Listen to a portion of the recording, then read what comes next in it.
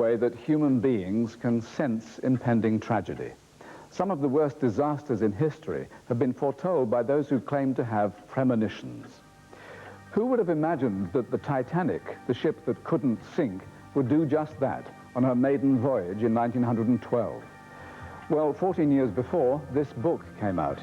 It told of the largest ship afloat, rich and famous passengers, a collision with an iceberg, a sinking, and not enough lifeboats. The ship was called the Titan.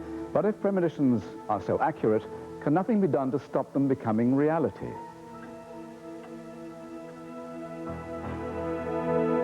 Every night, Chris Robinson, an engineer from Bedfordshire, dreams complex, disturbing images.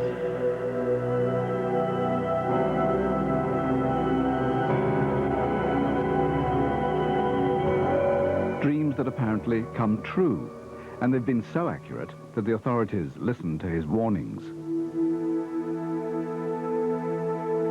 He is designated a contact, and then really we act as a filter to see what he's saying and try and make something of it. If I'm crazy, they're crazy too, and they're not crazy, so this is really happening. Chris Robinson makes notes of his dreams. The images at first are meaningless, but when he decodes them, they seem to predict dramatic events. Dogs mean terrorists. Fish mean terrorists about to be caught. Snow means that the situation that I'm looking at is imminent and it's dangerous. Chris saw danger when he had a series of dreams about a Royal Air Force base, Stanmore Park in Middlesex.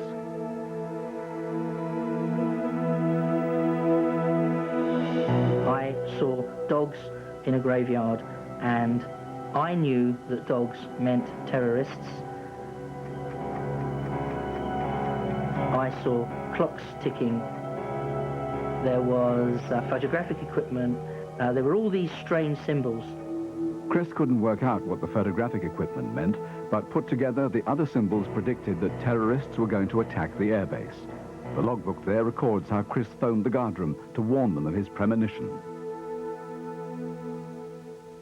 They didn't really know what to say to me on the telephone, so I then decided that I wasn't going to mess about anymore. I was going to drive down there and present myself at the main gate.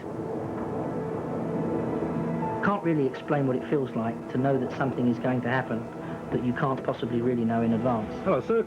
Hello, my name's Chris Robinson. Look, yes, sir. I phoned up I a was couple of times. I frightened. want to speak to someone. I was nervous, but on the other hand, I knew that if I didn't go there and warn them, there could be a lot of people killed. In the guardroom, Chris Robinson was interviewed by the duty sergeant, Brian Earle. You have to be very careful when this situation arises, because there's hoax bomb calls and such like. And the individual could have been a total madman for all we were concerned. It's always RAF Stanmore when I'm going past. Then I see, The RAF police were naturally suspicious. Who was this man, and why was he making these claims? Well, there's a couple of planes on the ground, static, on the ground. Contacted the Chief Inspector at Bedfordshire Police to see if they knew of Chris, and in actual fact they confirmed that he had assisted him through his dreams. Any idea of timescale? Any idea when this might happen? I can't. Some things I can't tell you, Sergeant. I can't tell you. Can't tell you it's going to be 3 o'clock next weekend on a Saturday night. I can't tell you things like that. But it won't be long. I was quite sceptical about this, but as a precaution, we did see to double the guard for a week after his actual visit. Just over a month after Chris Robinson first dreamt about the base, this was the news. 2 people are being questioned by police after a bomb went off at an RAF administration depot at Stanmore in northwest London. I initially felt shock and horror, but after I heard that nobody had been hurt, I felt absolutely delighted, because I had been proved right again. There's speculation this morning that the bombers may have entered the base at the back, where the perimeter fence adjoins a churchyard. I'd had the dogs, that meant the terrorists. I'd had the clocks ticking, that meant the bombs. But I'd also had this photographic equipment. And it wasn't until after the explosion that I learnt that the building that was destroyed was a store where the RAF kept their photographic equipment. But was it really such a surprise? Terrorists had attacked 4 military targets in just over a month. Chris Robinson's premonition about Stanmore Park could have been just a lucky guess, or coincidence. What about this vehicle, Mr. Robinson? What about this yellow and green vehicle? It could be just 1 in a billion chances. For instance, plane crashes. Statistics show that there's 1 major plane crash in the world somewhere every 2 weeks. Coincidence can indeed explain away many cases. To me, I think that Chris Robinson's results are beyond coincidence. He's certainly come up with many interesting cases of things that are most unlikely to occur. And these interest me because they're not trivial things. Dan Eldon was only 22, but already a brilliant news photographer. He'd grown up in Africa. Covering the war in Somalia, he was taking pictures of an attack by American helicopter gunships when a Somali mob turned on him and killed him. What wasn't known at the time of his death was that a few weeks earlier, Dan's mother, Kathy, had been warned by Chris Robinson that her son was in grave danger.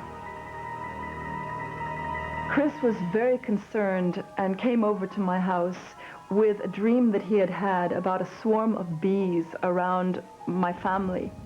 She then told me that her son was in Africa, and I said to Kathy, I fear that the problem could be him, so please tell him to be careful. Up to that point, no journalist had been killed. And I believe that Dan, with his streetwise aspect in Africa and the fact that he was friends with so many people, that he would somehow make it through. The images Chris Robinson saw made his fears for the young photographer grow.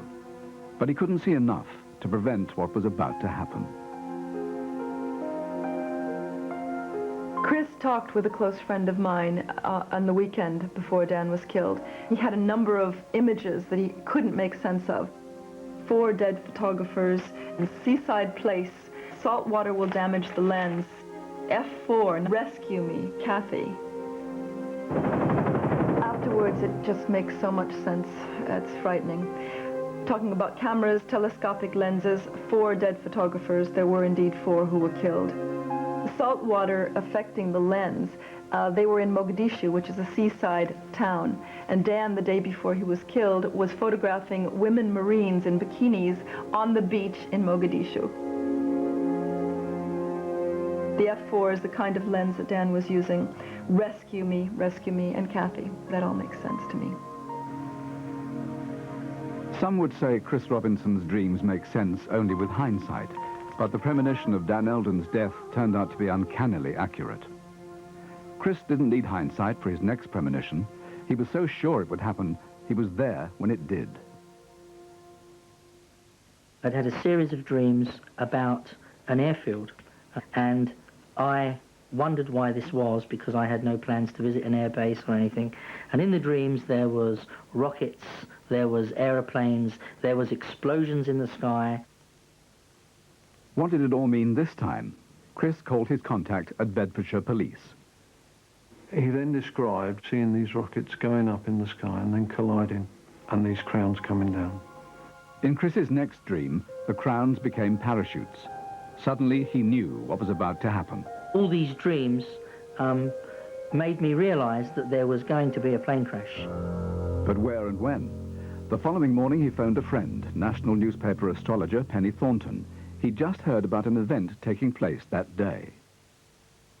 Chris was very enthusiastic about going to an air show, simply because it somehow confirmed or affirmed to him the imagery of 2 planes crashing and fireworks and the parachutes descending, which he'd had in his dream.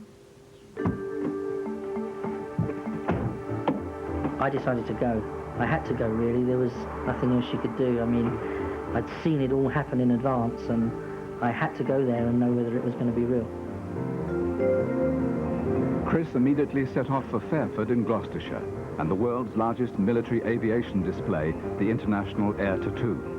One of his premonitions was about to become reality in front of his own eyes.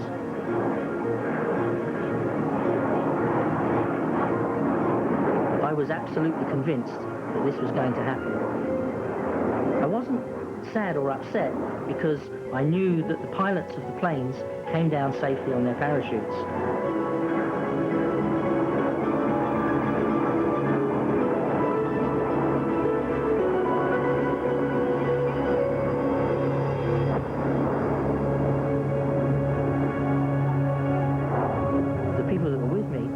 said, my God, you know, nobody can survive that. And I said, oh, no, don't worry. In my dream, they come out on their parachutes, there's no problem.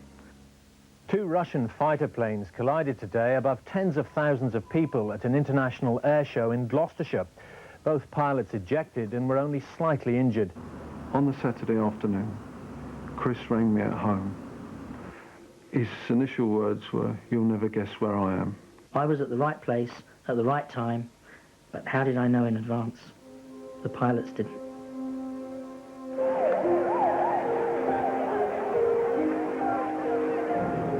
Those who've heard Chris Robinson's premonitions are ready to believe that he can foretell the future.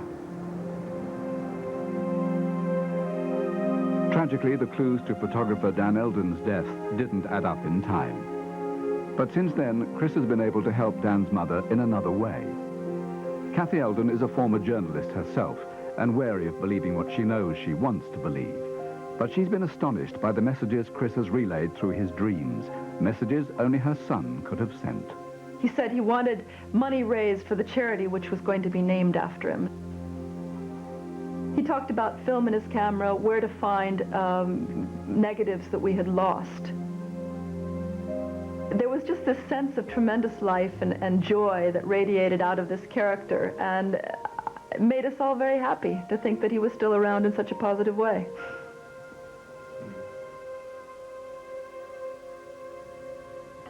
After Dan Eldon's death, those remarkable pictures were gathered together and published as a tribute. And proceeds from the book go to the charity which his mother, Kathy, did set up in his memory.